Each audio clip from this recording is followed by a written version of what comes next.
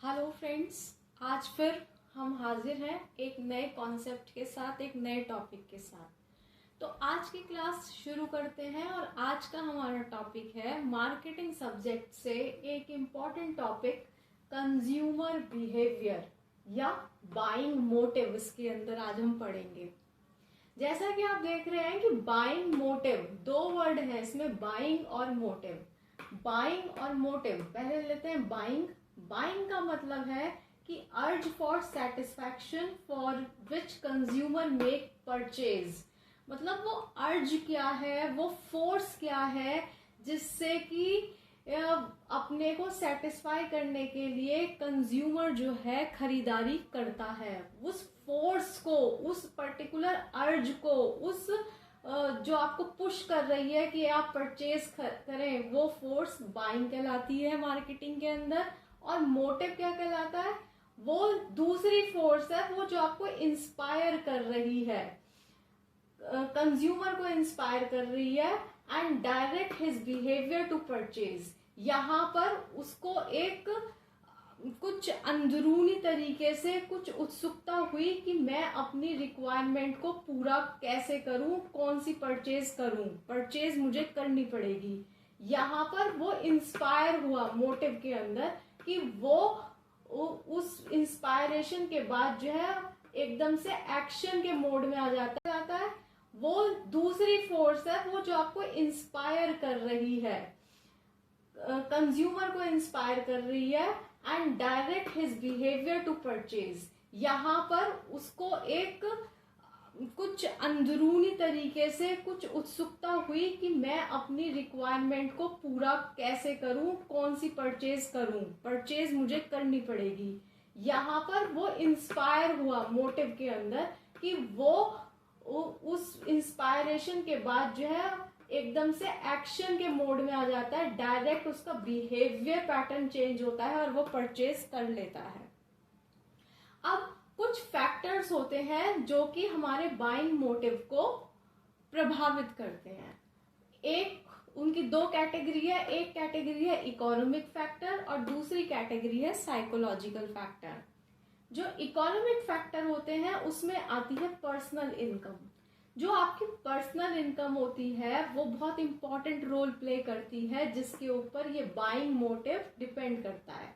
अगर व्यक्ति की इनकम हाई होगी तो हाई ही डिमांड होगी उसकी, और इस हाई डिमांड की वजह से वो परचेज ज्यादा करेगा, उसकी बाइंग मोटिव फोर्स जो है आगे बढ़ जाएगी, जो उसे बार बार खरीदने के लिए उत्सुक करेगी। Second case, family income. Family income के साथ भी यही होता है कि अगर आपका रहने सहने का जो स्टैंडर्ड है वो अगर हाई है, अबव पॉवर्टी लाइन है, अबव पॉवर्टी लाइन है, तो आपकी जो बाइंग मोटिव होंगे वो ज्यादा होंगे। अगर ये बिलो पॉवर्टी लाइन है, आप गरीबी रेखा से नीचे रह रहे हैं, आपका रहने का स्टैंडर्ड जो है बहुत लो है, तो आपकी डिमांड भी लो होगी, जिसकी वजह से आप अपनी खरीदारी अपनी लिमिटेड रिसोर्स में अपनी इच्छाओं की पूर्ति उन लिमिटेड रिसोर्सेज के साथ छोटे छोटे टुकड़ों में ही करेंगे। आपको काफी कुछ पोस्टपोन करना पड़ेगा। थर्ड है कंज्यूमर क्रेडिट। अगर बाइंग मोटिव पे कंज्यूमर क्रेडिट का बहुत बड़ा प्रभाव है। कहने का मतलब ये है कि अगर क्रेडिट फैसिलिटी आपको अवेलेबल है अच्छी खासी, तो आप डिमांड बढ़ाएंगे। अगर आपको उधार नहीं मिल सकता और आपके पास इतने पैसे हैं नहीं कि आप कैश में परचेज कर सके, तो आपकी जो डिमांड होगी वो लो होगी। बिना पैसे के आप आगे नहीं चल सकते। Expectations of income. फोर्स आना पड़ता है, सुख दुख में कोई आपकी केयर करे, आपके साथ रहे, तो आपको इसकी नीड भी होती है। उसके बाद है प्रेस्टीज। जब आप कोई ओहदा जो है अपना लेते हैं, किसी ओहदे पे होते हैं, तो आपकी एक प्रेस्टीज इशू भी होती है। आप अपनी प्रेस्टीज इशू के अकॉर्डिंग भी खर्चा करते हैं, आपकी रिक्वायरमेंट बढ़ जाती है। जैसे कि अब प्रेस्टीज इशू हो गई है कि हर व्यक्ति को एक बड़ी से बड़ी गाड़ी होनी चाहिए, बड़ा बंगला होना चाहिए, तभी उसका समाज में एक सम्मान होता है। तो इसके अकॉर्डिंग जो है ये आती है आपकी 4th नंबर पे। और उसके बाद आती है सेल्फ ईगो।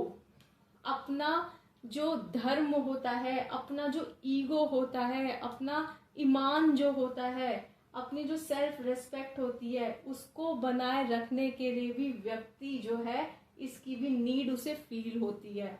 ये 5 नीड्स डिफरेंट कैटेगरी की है और पांचों की पांचों नीड्स जो है अलग अलग लेवल पे हमें पूरी करनी पड़ती है।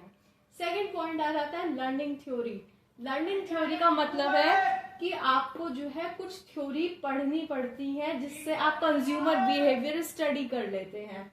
उसमें पहली आती है आपकी मोटिवेशन। आपको लोगों को मोटिवेट करना पड़ता है और मोटिवेट करने के बाद ही आप जो है उनसे डिमांड उनकी बढ़ा सकते हैं और अच्छी खासी मार्केटिंग कर सकते हैं। मोटिवेशन आप कैसे बढ़ाएंगे? या तो इमोशनल लेवल पे बढ़ाएंगे या रैशनल बिहेवियर पे बढ़ाएंगे। कुछ चीजों की बिक्री जो होती है वो सेंटिमेंट्स के ऊपर, इमोशंस के ऊपर बिकी हुई होती है। जैसे कि आप देखते हैं कि आप किसी शॉपकीपर के पास जा रहे हैं, आपको कोई चीज पसंद एक आ रही है, लेकिन आप ना चाहते हुए भी उसके व्यवहार से, उसकी बातें सुन के प्रभावित हो जाते हैं कि आप 2-4 चीज फालतू की उठा लेकर आते हैं। तो वो इमोशनल मोटिवेशन करता है आपको। एक मोटिवेशन होता है रैशनल, जिसमें लोग बाग रीजंस के साथ, कॉजेस के साथ साइंटिफिक परचेज करते हैं। तो रैशनली भी लोगों को समझाना पड़ता है, मोटिवेट करना पड़ता है कि क्या चीज आपको फिट बैठती है, क्या आपकी रिक्वायरमेंट फुलफिल करता है। नेचुरल एनवायरनमेंट में रहते हैं तो कुछ चीजें हमें नेचुरली एक्सेप्ट करनी पड़ती हैं। उसके बाद लर्न्ड, कुछ चीजें हम सीखते हैं, देखते हैं और सर्कमस्टांसेस के अनुसार जो है उसे अपनी लाइफ में अप्लाई करते हैं। तो इन 4 तरीके से मोटिवेट किया जाता है और ये लर्निंग थ्योरी में बहुत इंपॉर्टेंट रोल प्ले करता है। आप इसके अनुसार जो है उसे अपनी लाइफ में अप्लाई करते हैं। तो इन 4 तरीके से मोटिवेट किया जाता है और ये लर्निंग थ्योरी में बहुत इंपॉर्टेंट रोल प्ले करता है। आप मोटिवेशन के बेसिस पे ही अपनी डिमांड बढ़ा सकते हैं, एक अफेक्टिव मार्केटिंग कर सकते हैं। सेकंड आ जाता है आपका ग्रुप इन्फ्लुएंस। ग्रुप इन्फ्लुएंस का मतलब है कि अगर कोई व्यक्ति, अगर समाज का बहुत प्रभावशाली व्यक्ति, कोई सेलिब्रिटी है, कोई एक अच्छे ओहदे वाला व्यक्ति है, तो उसको लोग बाग उसकी बात को सुनते हैं, समझते हैं। अगर वो, जैसे अमिताभ बच्चन है फॉर एग्जाम्पल, वो ऐड कर रहे हैं, समझाने की कोशिश कर रहे हैं कि पोलियो ड्रॉप्स हर बच्चे को पीनी चाहिए। अगर सब बच्चे पोलियो ड्रॉप से वैक्सीनेटेड हो जाएंगे तो हमारे देश से पोलियो की बीमारी हमेशा के लिए चली जाएगी। तो ग्रुप इन्फ्लुएंस कर रहे हैं, उनको सुन रहे हैं, पब्लिक उन्हें देख रही है, उनको सुन रही है और उनकी बात को फॉलो कर रही है। 6 है रिपीटिशन। कुछ चीजें, कुछ एडवर्टाइजमेंट आपको बार बार दिखाए जाते हैं, आपको पढ़ाए जाते हैं, आपको समझाए जाते हैं, जो आपके ऊपर इफेक्ट करते हैं। उनका इफेक्ट ये होता है कि आप रिपीटिशन की वजह से उनको अपनी लाइफ में अप्लाई कर लेते हैं। कंडीशनिंग से भी आपका जो है बाइंग मोटिव्स फर्क पड़ता है, प्रभावित होते हैं। अगर किसी चीज की पैकिंग जो है बड़ी अट्रैक्टिव है तो आप जो है उसे खरीदने के लिए ललायत हो जाते हैं और उसे खरीद लेते हैं। तो क्या हुआ, डायरेक्टली या इनडायरेक्टली इन कंडीशंस ने आपके बाइंग मोटिव्स को बढ़ा दिया। उसके बाद आती है आपका थर्ड पॉइंट आता है इमेज। कुछ इमेज की वजह से भी बाइंग मोटिव्स में इंक्रीज होता है, जैसे कि self image, product image, brand image. अगर किसी प्रोड्यूसर की सेल्फ इमेज, गुडविल जो है मार्केट के अंदर बहुत अच्छी है, या वो ग्रुप को पूरे को इन्फ्लुएंस करके चल रहा है, लोग उससे बहुत प्रभावित हैं, तो इस इमेज, सेल्फ इमेज के कारण आपका बाइंग मोटिव बढ़ जाएगा। प्रोडक्ट इमेज, अगर प्रोडक्ट की इमेज ऐसी है कि उसे डेमोन्स्ट्रेट करके इस तरीके से आपको दिखाया गया कि उसकी इमेज कहीं ना कहीं आपके दिमाग में बैठ गई, जैसे कि RO फिल्टर्ड वाटर जो होता है उसका डेमोन्स्ट्रेशन करके दिखाया जा रहा है कि आप देखिए जो बिना RO का, बिना फिल्टर्ड वाटर है उसमें कितनी गंदगी है जो आपके पेट में डायरेक्टली जा रही है और आपको नुकसान पहुंचा रही है। अगर यही पानी आप इतनी स्टेजेस में फिल्टर्ड करेंगे तो उससे आपको जो है कितना साफ और शुद्ध पानी मिलेगा, जो आप फैसिलिटी आपको अवेलेबल है अच्छी खासी, तो आप डिमांड बढ़ाएंगे। अगर आपको उधार नहीं मिल सकता और आपके पास इतने पैसे हैं नहीं कि आप कैश में परचेज कर सकें, तो आपकी जो डिमांड होगी वो लो होगी, बिना पैसे के आप आगे नहीं चल सकते। Expectations of income, fourth point आता है बाइंग मोटिव्स पे expectation of income in future का भी बहुत बड़ा प्रभाव होता है। अगर आपको उम्मीद है कि आगे आने वाले समय में मेरी इनकम बढ़ जाएगी, तो आप उसी के अनुसार अपने खर्चे बढ़ा लेंगे, खर्चे बढ़ाएंगे तो डिमांड बढ़ेगी, और डिमांड बढ़ेगी तो आपकी बाइंग पावर भी इंक्रीज होगी। फिफ्थ है गवर्नमेंट पॉलिसीज। गवर्नमेंट पॉलिसीज भी बहुत अलग तरीके से प्रभावित करती है आपकी बाइंग मोटिव्स को। अगर इनकम टैक्स का रेट गवर्नमेंट ने हाई लेवल का अप्लाई करा हुआ है कंट्री में, तो आपकी डिमांड लो होगी। अगर इनकम टैक्स जो है कम जा रहा है एक कंज्यूमर के यहाँ से, तो जो है उसकी डिमांड बहुत हाई होगी। अब साइकोलॉजिकल फैक्टर्स। साइकोलॉजिकल फैक्टर्स जो होते हैं उनका मतलब होता है पहला बेसिक नीड्स। बेसिक नीड्स में एक मैस्लो हुए हैं। मैस्लो ने समझाया कि हमारी 5 तरीके की बेसिक नीड्स होती हैं। सबसे पहले फिजिकल, हमें जो है अगर भूख लगी है तो हमें खाने की ज़रूरत पड़ेगी, हमें प्यास लग रही है तो हमें पानी पीना पड़ेगा, ये आ जाती हैं आपकी फिजिकल नीड्स में। अगर आप थके हुए हैं और बहुत स्लीपी फील कर रहे हैं, तो आपको आराम तभी मिलेगा जब आप नींद ले लेंगे। पहले व्यक्ति अपनी फिजिकल नीड्स को पूरा करता है, उसके बाद आ जाती है आपकी सेफ्टी नीड्स। सेफ्टी नीड्स वो होती है कि आप अपने चारों तरफ जो है अपना संरक्षण बनाए रखते हैं कि आपको किसी चीज से कोई खतरा ना हो, अपनी सेफ्टी बना के रखते हैं।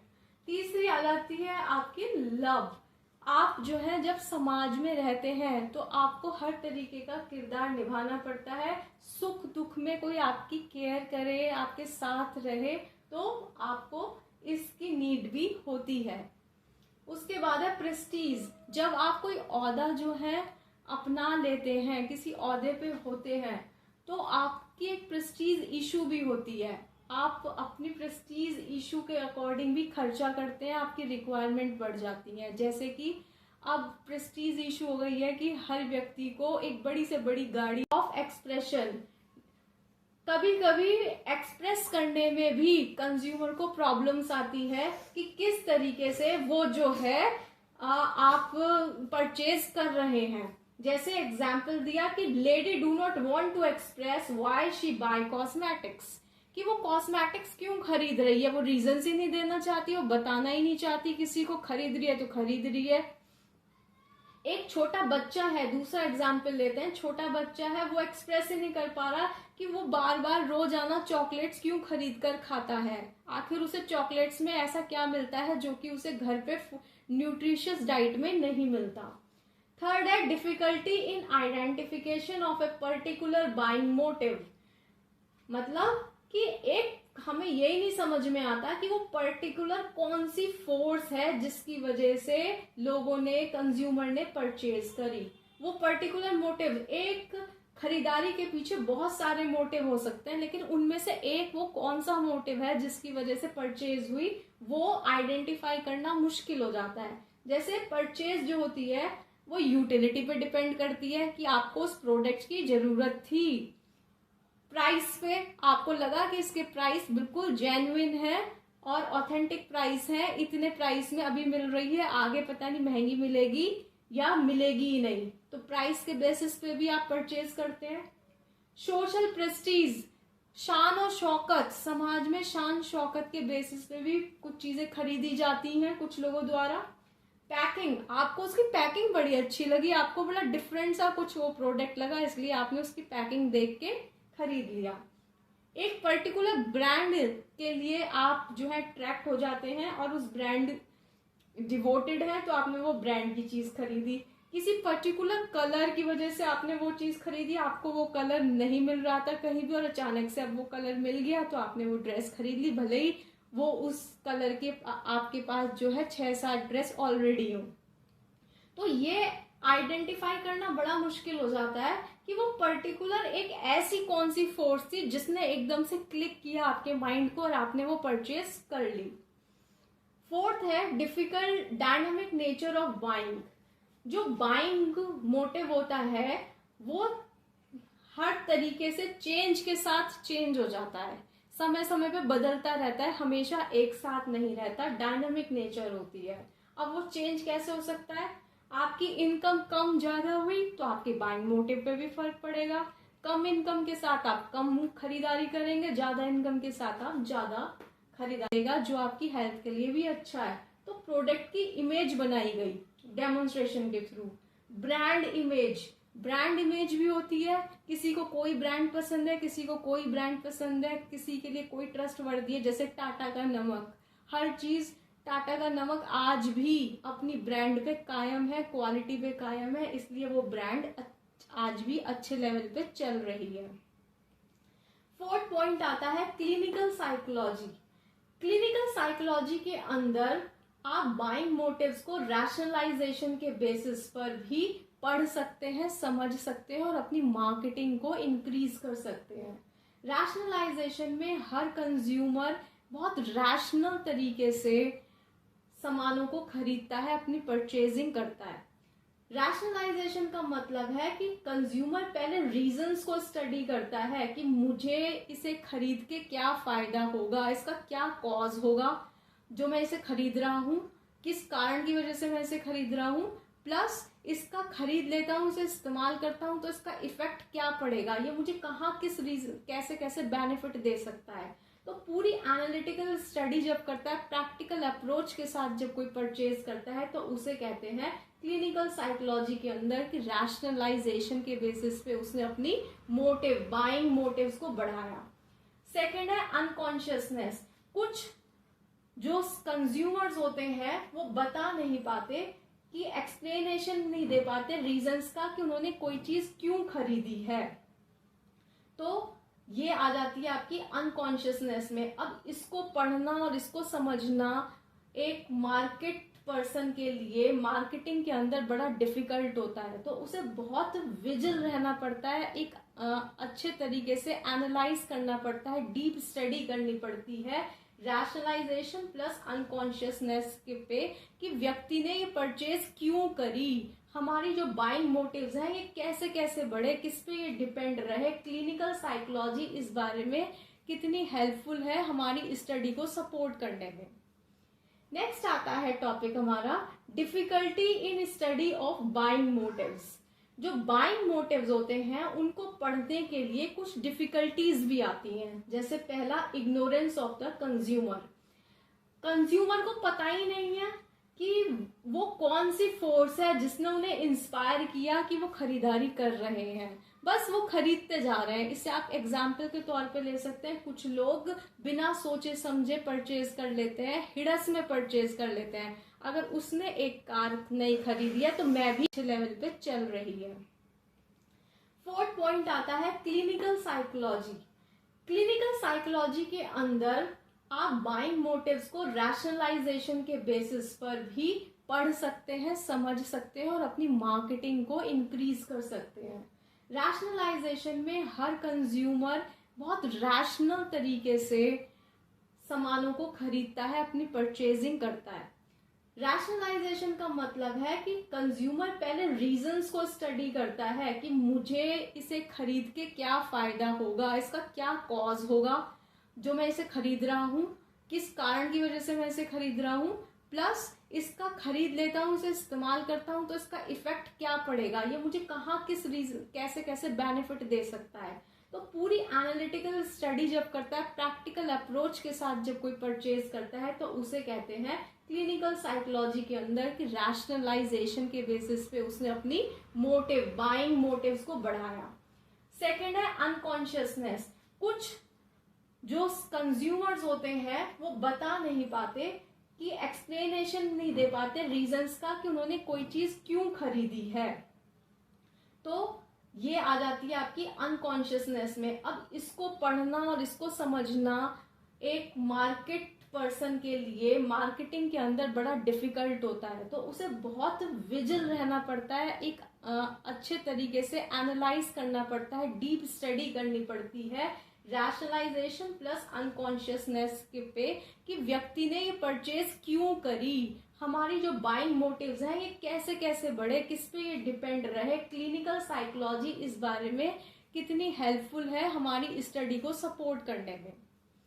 नेक्स्ट आता है टॉपिक हमारा difficulty in study of buying motives. जो बाइंग मोटिव्स होते हैं उनको पढ़ने के लिए कुछ डिफिकल्टीज भी आती हैं। जैसे पहला, ignorance of the consumer. Consumer को पता ही नहीं है कि वो कौन सी फोर्स है जिसने उन्हें इंस्पायर किया कि वो खरीदारी कर रहे हैं, बस वो खरीदते जा रहे हैं। इससे आप एग्जाम्पल के तौर पे ले सकते हैं, कुछ लोग बिना सोचे समझे परचेज कर लेते हैं, हिड़स में परचेज कर लेते हैं। अगर उसने एक कार नई खरीदी है तो मैं भी इस साल एक नई कार लेकर आऊंगा। सेकेंड है डिफिकल्टी ऑफ एक्सप्रेशन। कभी कभी एक्सप्रेस करने में भी कंज्यूमर को प्रॉब्लम्स आती है कि किस तरीके से वो जो है आप परचेज कर रहे हैं। जैसे एग्जाम्पल दिया कि lady do not want to express why she buy cosmetics, कि वो एज के अनुसार अपनी अलग अलग चॉइस होती है, उसका मैच्योरिटी लेवल अलग होता है, उसके अकॉर्डिंग उसकी नीड होती है। एजुकेशन, एक लिटरेट व्यक्ति और एक इलिटरेट व्यक्ति दोनों की चॉइस में बहुत फर्क होता है, अलग अलग होती है। फैशन, फैशन बदलता रहता है, कभी आज किसी चीज का फैशन है, कल किसी और चीज का फैशन होगा। सर्कमस्टांसेस, सिचुएशन के अकॉर्डिंग भी आपके बाइंग मोटिव्स अलग अलग होते हैं। जैसे कि आज का ही टाइम देख लीजिएगा, आजकल जो है ऑनलाइन क्लासेस को पे ज्यादा स्ट्रेस दिया जा रहा है क्योंकि सर्कमस्टांस ऐसे हैं कि स्कूल कॉलेजेस भले ही लॉक है, बिल्डिंग लॉक्ड है, लेकिन पढ़ाई पे कोई रोक नहीं है। नेक्स्ट आ जाता है आपका इम्परफेक्ट टेक्निक ऑफ रिसर्च। अब बाइंग मोटिव्स को डिटेल में पढ़ने के लिए, एनालिटिक स्टडी करने के लिए जो टेक्निक्स हैं वो इम्परफेक्ट हैं, बहुत एडवांस टेक्नोलॉजी यूज नहीं हो रही है। उनके अपने जो है एक्सटेंट हैं, एक लिमिट्स हैं, उनके मेरिट्स के भी और उनके डिमेरिट्स के भी।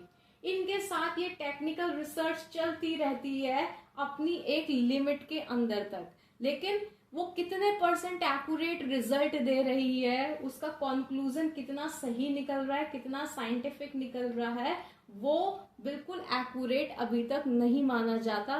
कुछ में अनरियलिस्टिक अजम्पशंस भी यूज होते हैं जो कि एक रियल वर्ल्ड में मौजूद नहीं है। तो इसलिए इम्परफेक्ट टेक्निक के द्वारा जो रिसर्च करी जा रही है उससे जो रिजल्ट आ रहा है वो बिल्कुल एक्यूरेट और क्लियर पिक्चर शो नहीं करता। लास्ट है lack of adequate motivational resources. हमारे पास जो मोटिवेशनल रिसोर्सेज हैं वो भी एक परफेक्ट लेवल की नहीं है, उनकी भी कमी है। देखिए, हर चीज में कोई भी आप रिसर्च करते हैं, आपको रिसोर्सेज इनपुट्स जो है उसमें पैसा खर्च करना पड़ता है, आपको पूरा टाइम देना पड़ता है, आपकी पूरी एनर्जी चाहिए, स्किल चाहिए, जिसके बेसिस पे ही आप एक सही रिजल्ट लेके आ सकते हैं। लेकिन जब इन्हीं की कमी हो रही है तो आप जो है एग्जैक्ट क्लियर पिक्चर, आपकी एक्यूरेट रिजल्ट्स नहीं देती, जिसकी वजह से आपकी जो रिसर्च है वो अधूरी रह जाती है, इनकम्प्लीट रह जाती है, क्योंकि उसके रिजल्ट्स आपको इफेक्टिव नहीं मिल रहे हैं, वो ठीक से ऑपरेशनली वर्किंग नहीं कर पा रहे हैं। तो आज का टॉपिक यहीं पर ही खत्म होता है। आगे फिर हम एक नए टॉपिक के साथ आएंगे। Thanks for today.